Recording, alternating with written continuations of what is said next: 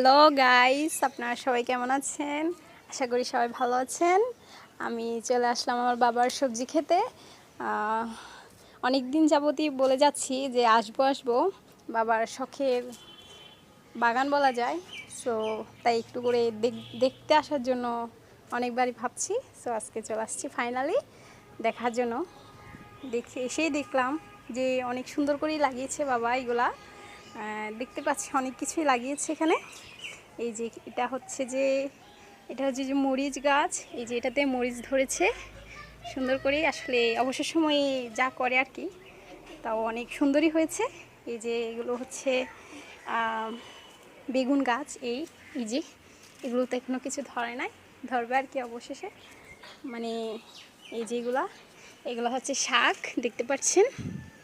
এগুলো কি শাক সেটা আমি বলবো না, সেটা আপনারাই বলবেন। এই যেগুলো বেগুন গাছ।